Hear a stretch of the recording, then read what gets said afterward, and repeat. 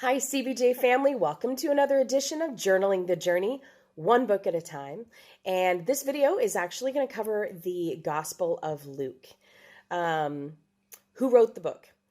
Luke's name actually never appears in this gospel, but ancient Christian tradition almost unanimously ascribes the book to him.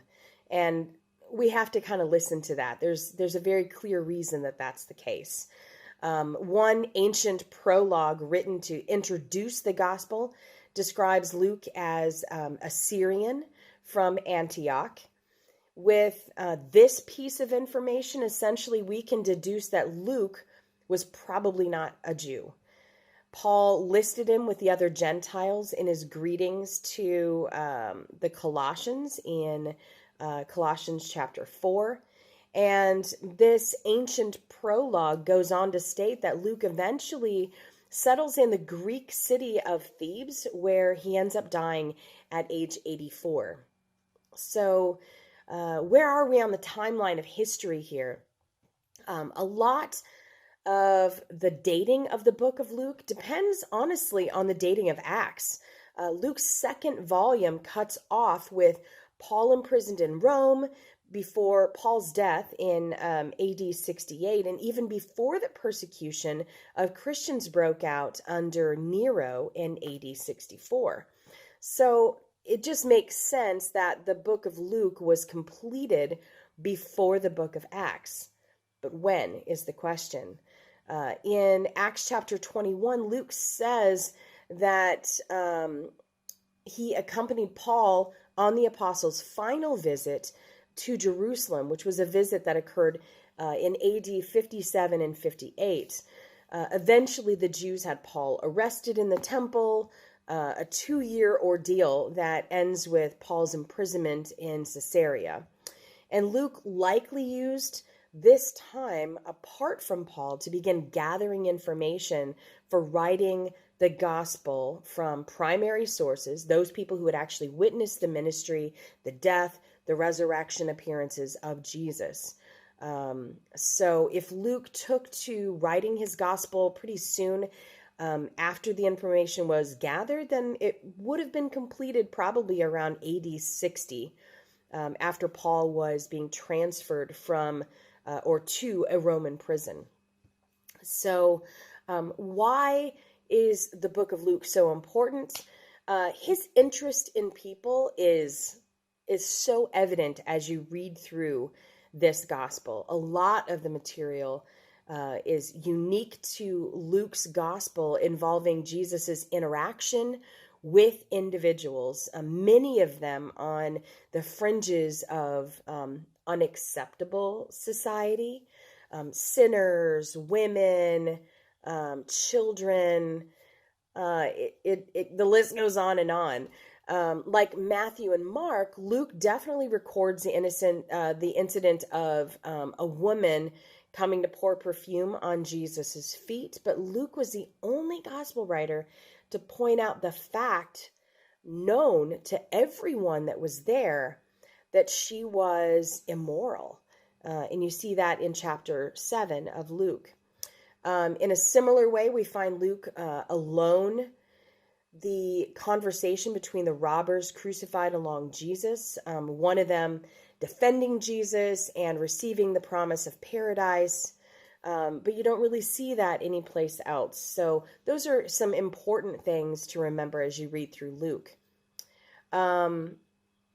Just as Matthew portrays Jesus as the king, Mark reveals him as the servant, and Luke offers an even more unique perspective of Jesus as the Son of Man. And the phrase the Son of Man was Jesus's favorite way to refer to himself.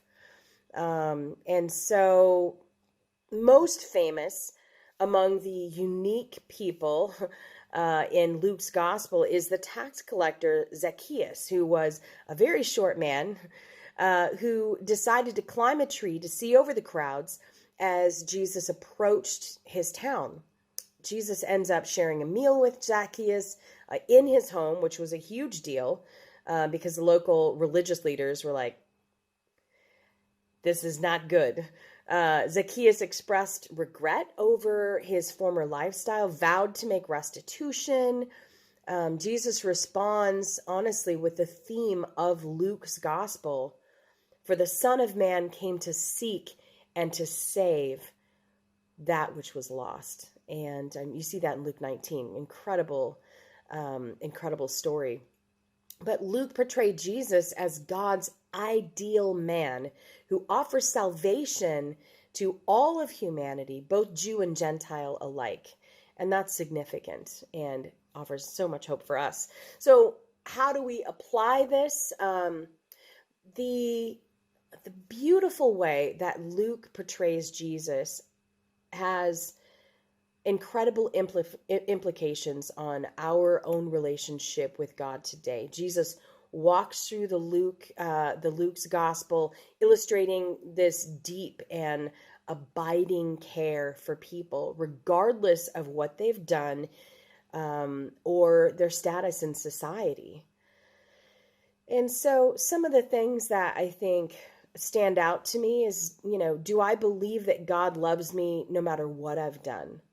Is God's love unconditional to me? The fact that the eternal Son of God condescended to lower himself, to take on human flesh, to make himself subject to the limitations that we all have, and then seek his people in bodily form, it shows us clearly how much God cares for us, and that even in our darkest moments before we ever became believers, this love was poured out for us at Calvary. So in turn, it really calls us higher in how we care for others. Jesus was constantly caring for others throughout Luke's portrayal of Jesus. So just hope and pray so much that you, as you go through the Gospel of Luke, that you are inspired to like Jesus, go above and beyond, to care for others, regardless of their past, regardless of their station in life, and truly put the gospel into practice by loving your neighbor. Thanks so much for joining us. We'll see you in the next video. Bye-bye.